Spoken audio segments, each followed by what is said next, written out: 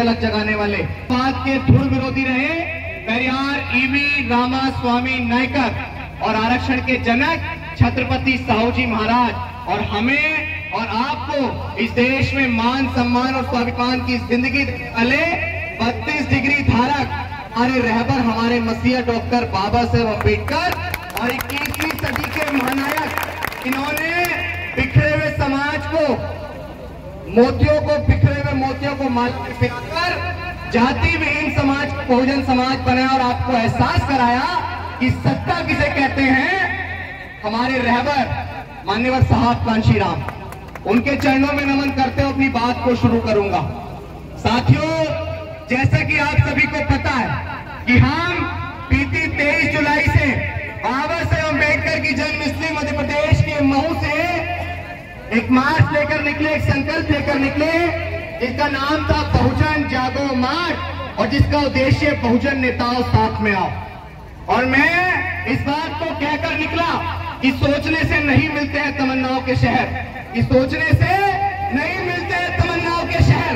चलना भी पड़ता है साथियों मंजिल को पाने के लिए, चलना भी पड़ता है मंजिल को पाने के लिए। आप मुझे बताइए कि बिखरा हुआ समाज कभी शासक बन सकता है? क्या इस देश में टुकड़ों में बटा हुआ समाज कभी शासक बन सकता है? आज हमारी आबादी इस देश में, लेकिन अगर मूछें रखने पर हत्याएं किसी की होती है तो वो किसके समाज की होती है बताओ? अगर आज भी रात को 2:30 बजे इसी हाथरस के अंदर जिस जनपद में खड़ा हो, रात को 2:30 बजे हमारी बहन को कूड़े करकट के साथ बलात्कार करके अगर जला दिया जाता है तो वो किसके समाज की थी? हमारे। लेकिन अगर इन सबका जिम्मेदार कोई है तो ये समाज नहीं, क्योंकि आज हमने जमीन पे उतर के देखा है कि हमारा समाज फूले पेरियार ललई अम्बेडकर और मान्यवर कांशीराम साहब की मूवमेंट को बहुत अच्छे से समझ चुका है। लेकिन कमी अगर किसी चीज की है तो वो कमी ये है बटे हुए हैं। कितने नेता हम आप लोगों को गिनाए जिन्हें समाज बटा हुआ है। अगर आज हमारे नेता एकजुट नहीं होते हैं तो आज तो प्रधानमंत्री जी के आर्थिक सलाहकार विवेक देबरॉय भी खुल के कह रहे हैं कि भारत के संविधान को बदलना चाहिए। और वो क्यों ना कहें, क्योंकि जिनका समाज बिखरा हुआ है, जिनके महापुरुष ने अपनी 4-4 संतानें आप लोगों को मान सम्मान स्वाभिमान की जिंदगी देने के लिए दी और ये भारत का संविधान बना के दिया, ये रोज इसका एक पन्ना फाड़ा जा रहा है। क्या अम्बेडकर जो कह के गए कि 21वीं सदी बहुजनों की है, क्या हम लोग उस बात को झूठा साबित होने देंगे? भाई हम तो नहीं होने देंगे। हमारे नेता अगर मनमस्त हैं, अलग अलग राष्ट्रीय अध्यक्ष बनकर, अलग अलग पार्टियां बनाकर, तो आप लोगों के माध्यम से मैं नेताओं को कहना चाहता हूं कि होश में आ जाओ, क्योंकि आपकी वजह से हम लोग मूवमेंट को बिखरने नहीं देंगे। अगर भारत का संविधान नहीं बचेगा तो भारत के संविधान के अंदर लोकतंत्र है और लोकतंत्र के अंदर ही जनता की पावर है। और अगर हमारे नेता इतने बड़े बनकर बैठ गए हैं तो इसी जनता की वजह से बैठ गए हैं। अगर वो ये सोच रहे हैं कि अगर पिटेगा तो समाज पिटेगा, तो ये मुगालता अपने दिमाग से निकाल देना। 2024 के इलेक्शन में अगर दोबारा से वही सरकार बन गई जो आपके अधिकारों का हनन कर रही है, जो आपके महापुरुषों का नाम बदल रही है, जो आपके मान सम्मान स्वाभिमान के साथ खिलवाड़ कर रही है, तो यकीन मानना जो हश्र समाज का होगा वही हश्र तुम्हारा भी होगा, बख्शे नहीं जाओगे। आज समय है कि घर का मतभेद भूलकर एकजुट हो जाओ, क्योंकि आप एकजुट नहीं होंगे तो मिशन बिखर जाएगा। बहुत सारे लोगों ने प्रयास किया कि ये मार्च ना चले।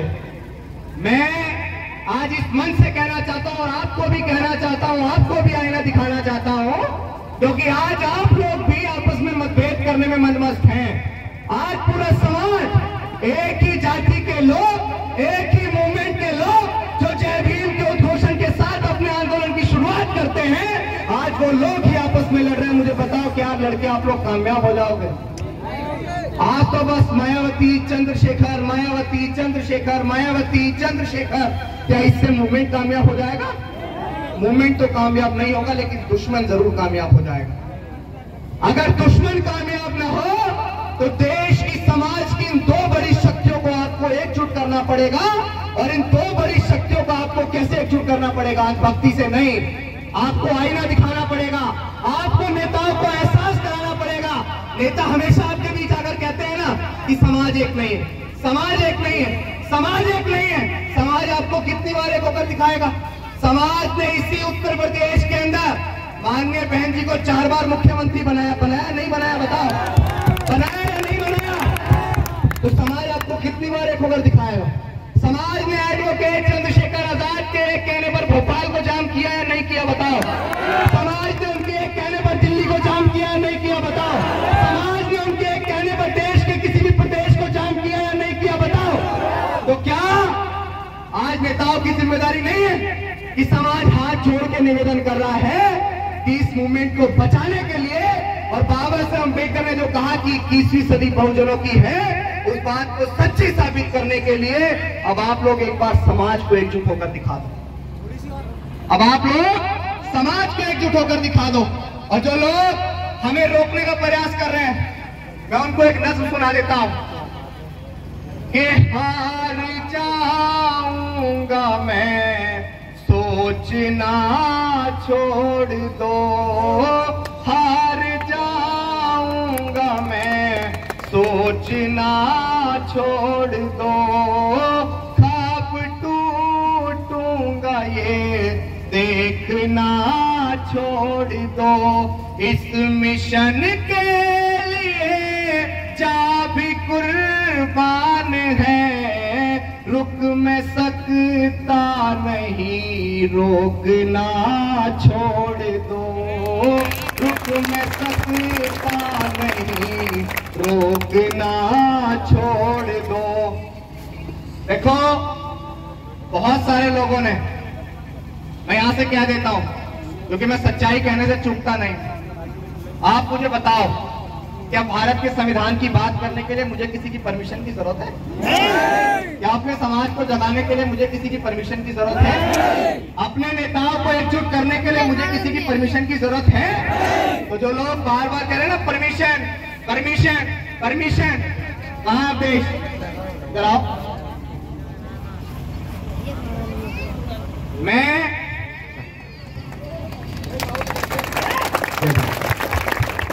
यहां हम लोगों ने भारत के संविधान को पढ़ा है और संविधान का हमसे बड़ा अनुयायी कोई हो सकता है? और उन्हें पढ़ा होगा, हमारे डीएनए में है संविधान, हमारे बाप ने लिखा कॉन्स्टिट्यूशन। तो हमें संविधान का पाठ मत पढ़ाना। आर्टिकल 19, आर्टिकल 22 मुझे फ्रीडम ऑफ स्पीच का अधिकार देता है, मुझे कोई नहीं रोक सकता। और अपने समाज को जगाने से भी मुझे कोई नहीं रोक सकता। लेकिन यहां मैं सिर्फ इतना कहूंगा कि रहा के दरिया का किनारा भी कभी आएगा। वक्त अगर अभी आपका है तो वक्त तो कभी हमारा भी आएगा। अभी अपने नेताओं को एकजुट कर रहे हैं ना, घर के मतभेद को खत्म कर रहे हैं। जब घर का मतभेद खत्म हो जाएगा बताएंगे आपको कैसे लेते हैं परमिशन। हम लोगों ने